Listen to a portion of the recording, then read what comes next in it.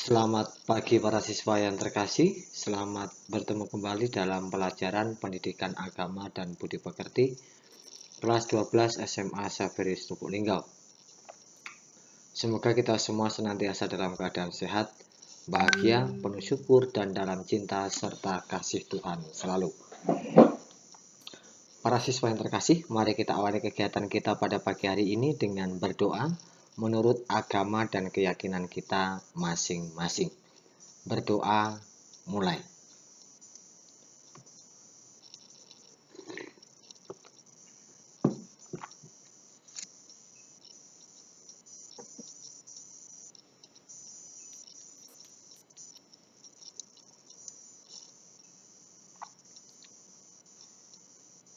Berdoa selesai. Baik, sekali lagi selamat bertemu kembali para siswa yang terkasih. Semoga kita semua senantiasa dalam keadaan sehat, bahagia, penuh syukur, dan dalam cinta serta kasih Tuhan selalu. Dalam pertemuan sebelumnya kita sudah mempelajari materi tentang panggilan hidup membiara. Dan dalam pertemuan yang sebelumnya juga, yang beberapa bulan yang lalu juga sudah kita pelajari, bahkan memakan waktu yang cukup lama, kita mempelajari materi tentang panggilan hidup berkeluarga. Pada bagian ini, sekarang kita akan berbicara tentang panggilan karya atau profesi, atau juga disebut juga dengan panggilan kerja. Nah, para siswa yang terkasih, entah hidup membiara, entah hidup berkeluarga, atau hidup dengan bentuk-bentuk yang kalau memungkinkan yang lainnya, itu juga semuanya terarah kepada Tuhan dengan karyanya, dengan profesinya, dengan kerjanya masing-masing. Maka pada bagian ini kita mempelajari materi tentang panggilan karya atau profesi atau kerja sebagai bagian terakhir dari materi bab 1. Sebagai materi terakhir bab 1. Nah, para siswa yang terkasih, panggilan karya atau profesi atau kerja ini memang menjadi bagian materi di kelas 12 pada khususnya, karena memang bahwa setelah kalian tamat SMA itu ada yang ingin melanjutkan ke jenjang perguruan tinggi, ada pula yang mungkin akan langsung bekerja. Tetapi entah kalian yang ke perguruan tinggi atau yang langsung bekerja, tetap nanti akan menghadapi yang namanya kerja, atau ketika disebut juga dengan panggilan karya atau profesi tersebut. Nah, kita akan mulai kegiatan pembelajaran kita.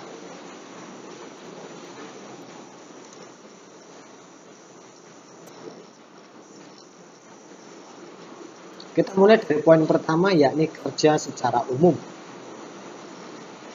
Secara umum, dalam hidup kita ini tentu mempunyai keinginan dan tujuan yang ingin dicapai, pasti kan? Lalu untuk mencapai itu semua tentunya manusia harus berusaha. Kita memiliki keinginan, kita memiliki tujuan, kita memiliki cita-cita, tetapi hal itu tentunya harus disertai dengan usaha. Usaha itulah yang dinamakan dengan kerja. Maka kerja ini merupakan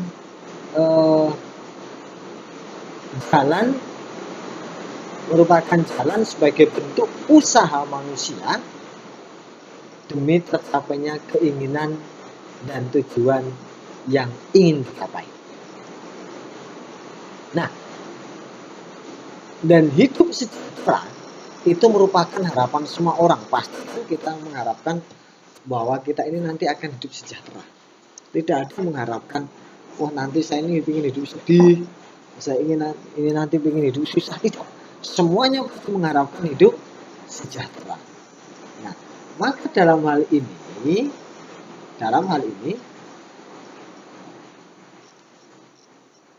sering secara umum dikatakan bahwa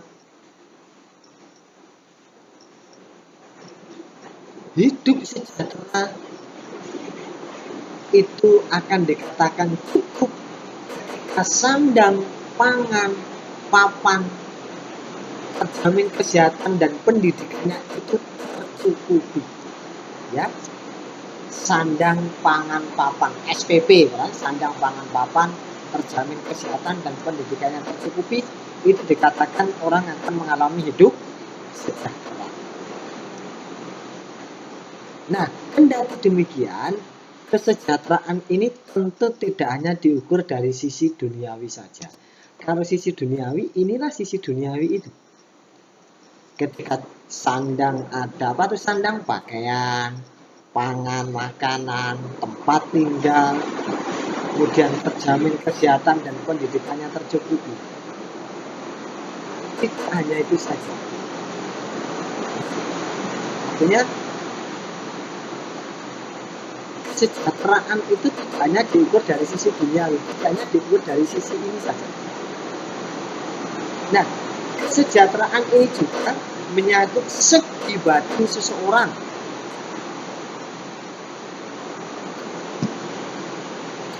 Di mana bahwa kedekatan seseorang dengan Allah, dengan Tuhan sebagai sumber kehidupan juga merupakan salah satu sisi ukuran kesejahteraan seseorang. Artinya tidak hanya duniawi, tetapi juga yang surgawi perlu kita gapai. Perlu juga dilihat, diukur dari sisi surgawi, tidak hanya duniawi saja. Nah, dalam hal ini, manusia diharapkan untuk sungguh-sungguh menyadari bahwa segala yang di duniawi ini berasal dari Allah yang diberikan kepada kita manusia secara cuma-cuma.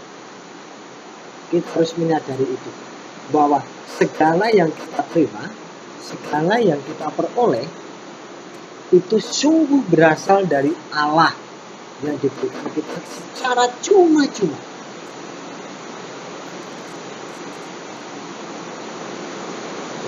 Secara cuma-cuma.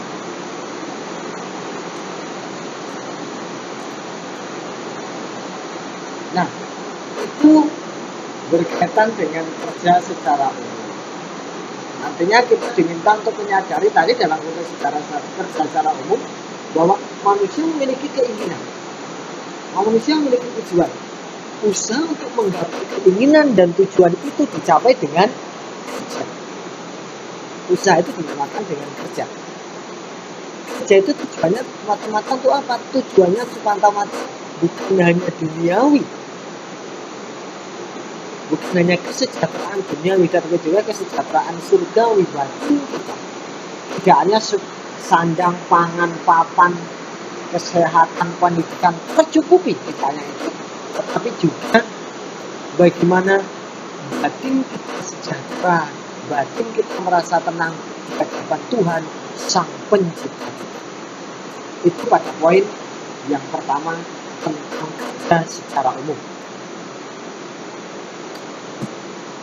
Sekarang kita akan melihat tentang martabat kerja dan martabat manusia.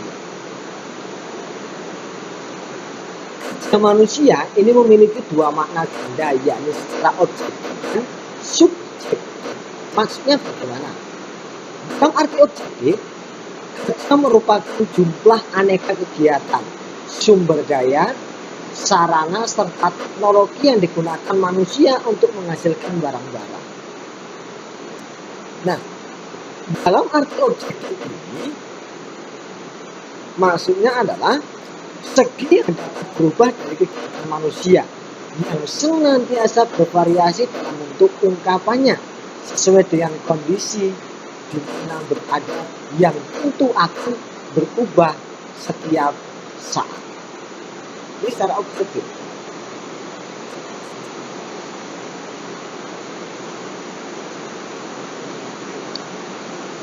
Artinya bahwa dalam kondisi, dalam situasi yang di mana manusia itu berada, di mana manusia itu hidup,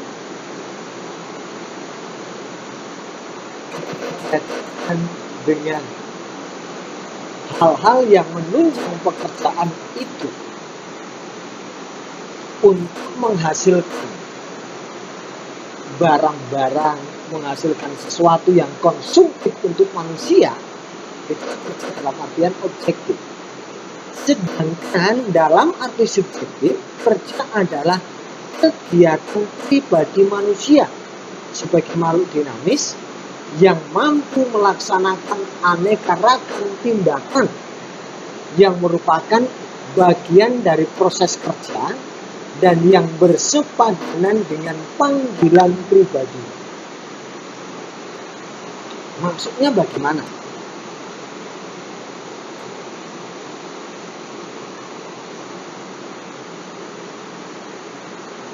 Maksudnya adalah kerja dalam arti subjektif ini maknanya, bukan mantranya, maknanya itu bahwa diri manusia itu stabil, bukan mata ya, maknanya ini stabil. Diri manusia stabil, artinya apa? Tidak bergantung pada orang-orang, tidak bergantung pada jenis kegiatan yang dilakukan, bergantung pada barang-barang tertentu, tidak bergantung pada pekerjaan-pekerjaannya, tapi hanya dan semata-mata pada martabat mereka sebagai manusia. Ya. Maka dalam artian ini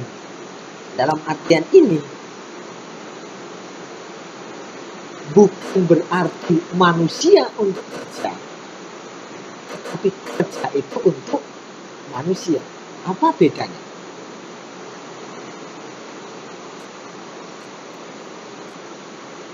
Bedanya adalah bahwa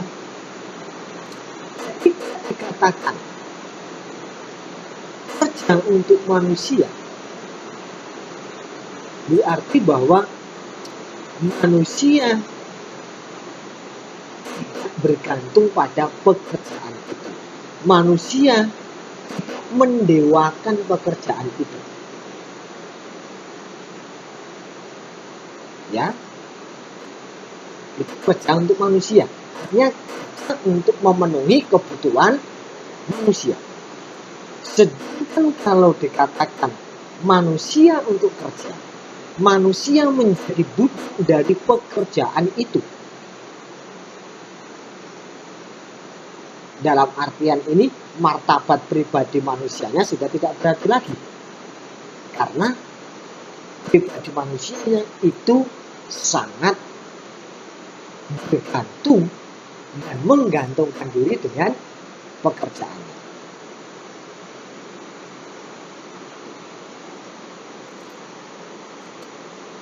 Nah, inilah makna kerja. Maka makna kerja sangat berhubungan dengan martabat pribadi manusia. Secara objektif, iya, bahwa memang manusia mengusahakan pekerjaan itu untuk memenuhi kebutuhan pribadinya, untuk memenuhi kebutuhan hidupnya. Tapi jangan lupa bahwa manusia dalam artian subjektif juga, manusia itu memiliki martabat,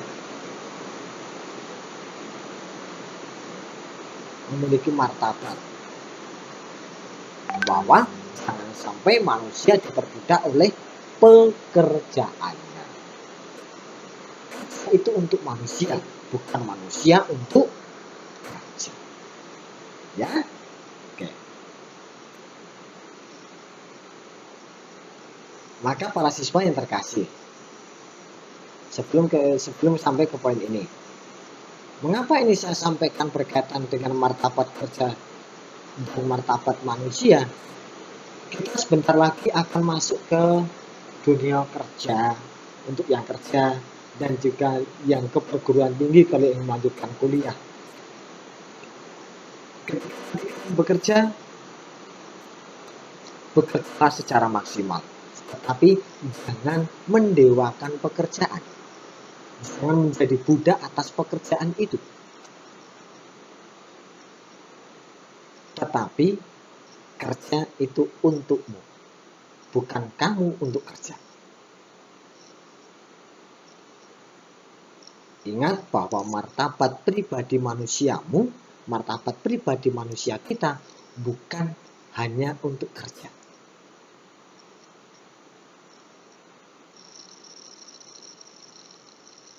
Kerja sebagai salah satu usaha untuk menggapai keinginan.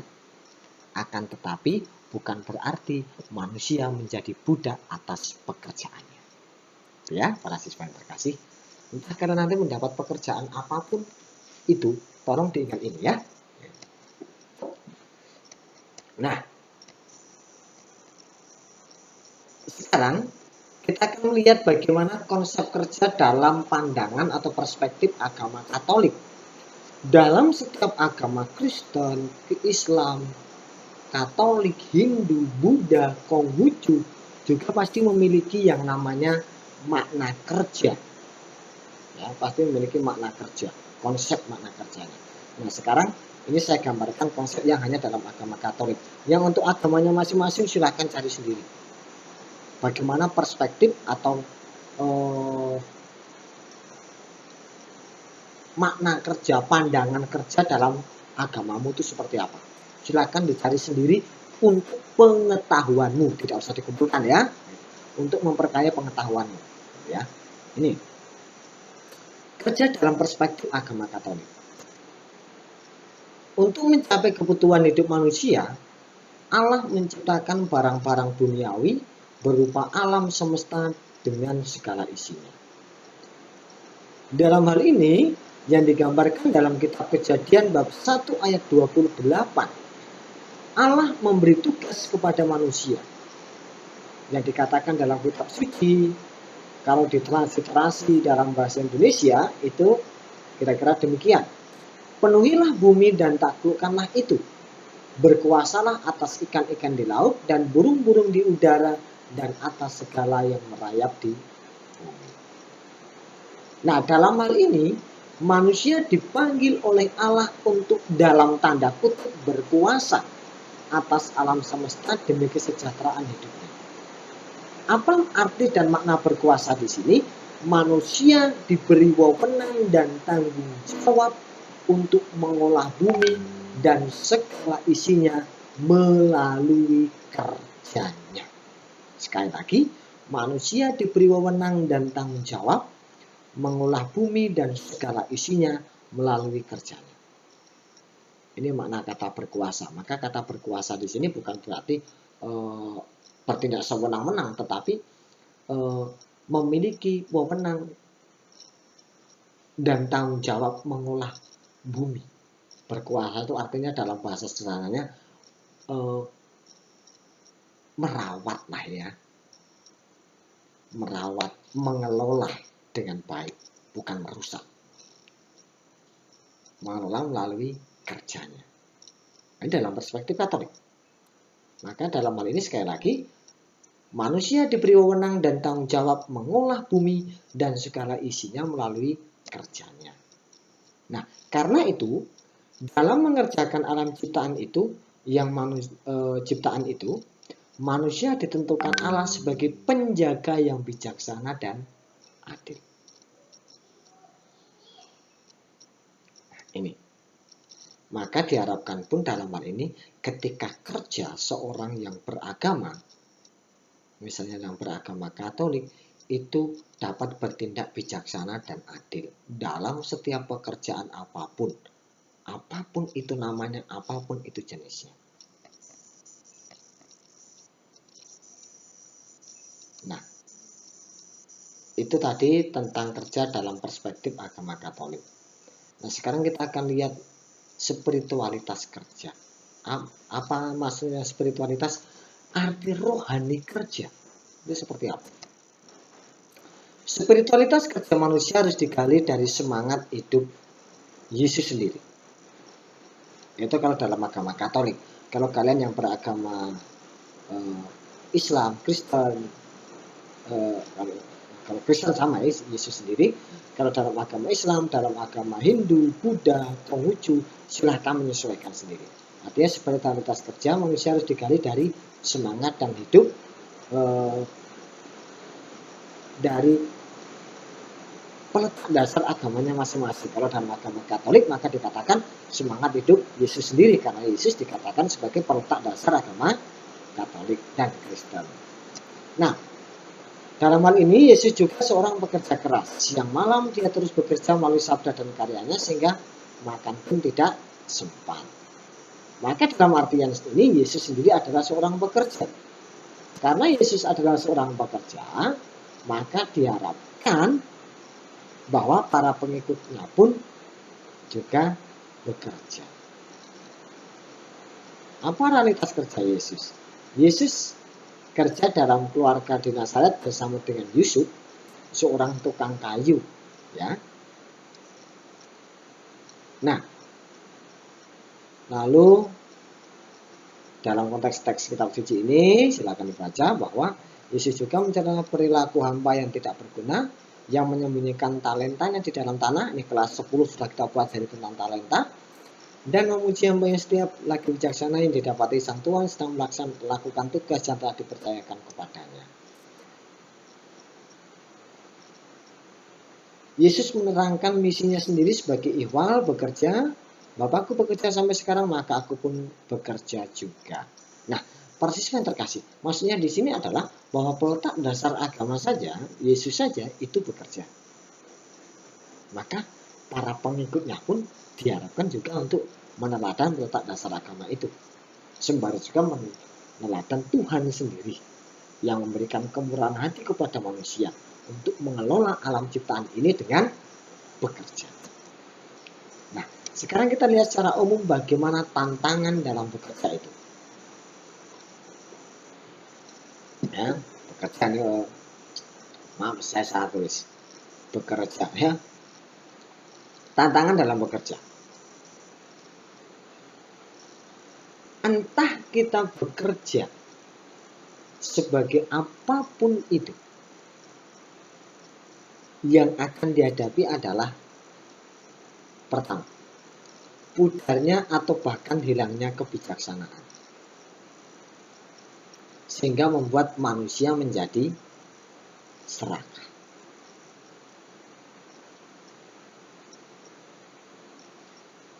Ini tantangan pertama. Manusia menjadi serakah, pudar atau bahkan hilangnya kebijaksanaan. Yang kedua, kerja hanya melulu mengejar materi, sehingga untuk memenuhi materi itu manusia mengorbankan harga dirinya. Inilah yang saya maksudkan tadi, karena sekedar mengejar materi, maka yang bersangkutan manusia itu bukan menggunakan prinsip kerja untuk manusia, tetapi manusia untuk kerja, sehingga mendewakan materi, mendewakan pekerjaannya. Nah, lalu yang ketiga, tantangan yang ketiga, manusia sebagian sudah kehilangan kendali kebijaksanaan. Budaya korupsi, merampas harta orang lain dianggap sudah merupakan hal yang wajar. Ya, ini para siswa yang terkasih. Lalu tantangan yang keempat, orang tidak tahu malu lagi. Mereka bekerja yang tidak semestinya. Mengapa mereka bekerja tidak semestinya, bekerja tidak jujur dalam artian ini? Ya, karena sudah terbiasa. Maka para siswa yang terkasih, harapan saya adalah dari sekarang usahakan kita bekerja dan melakukan sesuatu itu dengan jujur.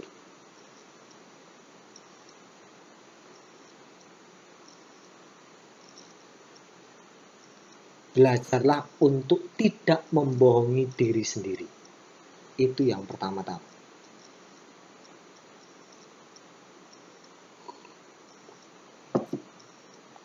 Belajar untuk tidak membohongi diri sendiri. Karena dengan hal itu menjadi modal atau awal kita untuk bekerja dengan baik sebagaimana mestinya.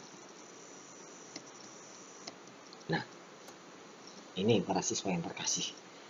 Entah kalian nanti bekerja sebagai apapun itu, tantangan-tantangan ini pasti akan kalian hadapi. Harapan saya sih, kalian semua siswa kelas 12 IPA ataupun IPS nanti bisa mendapatkan pekerjaan sebagaimana yang kalian harapkan.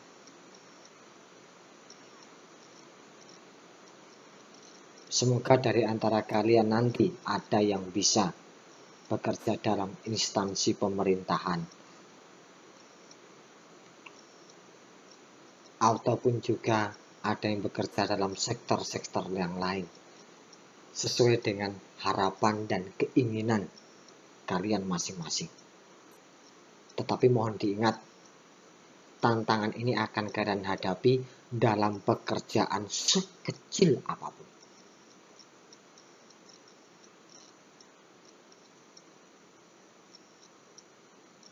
Ya, itu para siswa yang terkasih. Nah, lalu sekarang bagaimana relevansi kerja yang baik dalam hidup sehari-hari? Kerja yang baik, relevansinya nyatanya dalam hidup sehari-hari itu seperti apa? Kita lihat dalam poin-poin berikut. Sudah saatnya kita kembali memaknai kerja sebagai upaya kita bersama untuk menjadikan rekan sekerja Allah dalam menguasai alam semesta. Ketika kita bekerja, mari kita ingat bersama bahwa kita bekerja ini sebagai upaya kita untuk memenuhi keinginan harapan kita, tetapi juga terlebih-lebih untuk menjadi rekan kerja Allah, rekan kerja Tuhan untuk mengelola dunia ini, alam semesta ini. Hasil bumi dan alam sekitar yang melimpah bukan untuk memperkaya diri sendiri, tetapi untuk membangun kesejahteraan kita bersama. Oleh sebab itu, melalui pekerjaan yang kita tekuni, apapun pekerjaan itu, kita ingin memberi kesaksian bahwa kerja itu suci.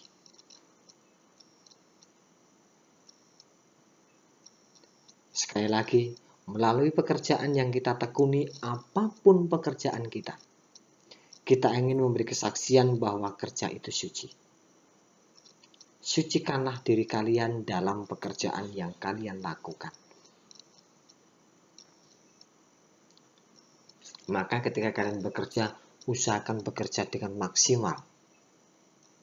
Tetapi juga mohon diingat bahwa diri pribadi kalian sebagai manusia dalam pekerjaan itu sedang memberi kesaksian kepada Tuhan bahwa saya melakukan pekerjaan ini demi Tuhan. Selain memenuhi kebutuhan hidup sehari-hari, juga mencari kesucian. Artinya kerja itu sendiri suci. Jangan pernah mengotori pekerjaanmu. Jangan pernah mengotori dirimu dengan pekerjaan. Dan jangan pernah meremehkan pekerjaan sekecil apapun. Setiap pekerjaan itu bernilai. Sekali lagi, setiap pekerjaan itu bernilai.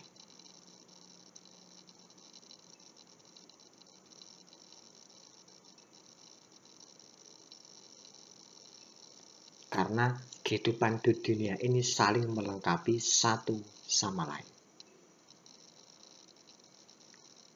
Ya, itu pasti yang terkasih. Nah, kerja suci itu jika dilaksanakan dengan jujur, gembira, bijaksana, dan mensejahterakan kehidupan bersama, maka akan menciptakan ketenangan batin kita sebagai makhluk ciptaan Tuhan. Ini para siswa yang terkasih berkaitan dengan panggilan kerja, panggilan karya, atau profesi itu. Kita semua akan menghadapi realitas dalam pekerjaan. Tidak ada yang terlepas dari relevansi ini. Maka usahakan kerja dengan jujur, gembira, bijaksana, dan mensejahterakan kehidupan bersama. Jangan mensejahterakan kehidupanmu pribadi, karena kita ingat bersama bahwa sumber dari segala pekerjaan kita adalah Dia, Tuhan yang Maha Kuasa. Demikian para siswa yang dapat saya sampaikan berkaitan dengan relevansi kerja dan panggilan kerja, panggilan karya, panggilan profesi sebagai penutup materi di bab 1. Ini memang sengaja sebagai penutup. Mengapa sebagai materi penutup di bab 1? Karena dalam panggilan hidup manusia, apapun itu namanya, apapun itu jenisnya, orang akan dihadapkan dengan yang namanya pekerjaan, akan yang namanya karya atau profesi itu. Maka ketika kalian dalam realitasnya nanti akan turun ke dunia kerja dan akan menghadapi pekerjaan yang seperti ini, yang seperti itu, mari kita maknai pekerjaan itu dengan baik dan jangan pernah meremehkan pekerjaan sekecil apapun, serta jangan pernah menghina pekerjaan jenis apapun. Semua pekerjaan itu bernilai. Kalau kalian pengusaha, jangan menghina petani. Petani pun memiliki nilai. Ketika kalian sebagai seorang pedagang misalnya, jangan menghina tukang parkir. Tukang parkir juga itu bernilai. Pekerjaan sekecil apapun, pekerjaan jenis apapun itu bernilai. Tidak ada pekerjaan yang tidak bernilai. Baik bernilai di hadapan kita sebagai manusia, maupun bernilai di hadapan Tuhan sendiri. Demikian para siswa yang dapat saya sampaikan. Semoga kelak ketika kalian nanti lulus dari sekolah ini,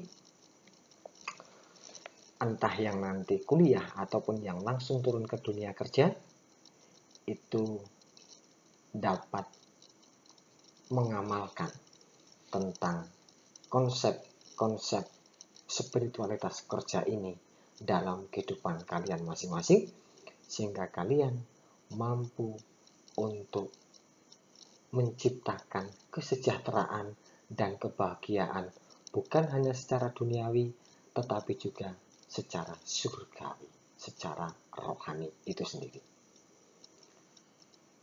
Demikian yang dapat saya sampaikan. Sebelum kita menutup kegiatan kita pada pagi hari ini, satu hal yang ingin saya sampaikan bahwa ini menjadi materi terakhir dari bab 1, dan untuk ujian semester kita itu nanti akan saya sampaikan dalam kisi-kisi mana-mana saja yang akan menjadi materi ujian kita di semester ini. Yang jelas materi ujian kita di semester ini semuanya dari bab 1. Ini para siswa yang terkasih yang dapat saya sampaikan, dan untuk hari ini tidak ada tugas tertulis yang perlu dikerjakan. Tidak ada tugas tertulis yang perlu dikerjakan. Karena setelah kalian melihat video penjelasan ini, kalian saya minta untuk melihat kisi-kisi berkaitan dengan materi untuk ulangan semester kita, karena direncanakan pekan depan kita sudah mulai dengan ulangan semester. Mari kita tutup kegiatan kita pada pagi hari ini dengan berdoa menurut agama dan keyakinan kita masing-masing. Berdoa mulai.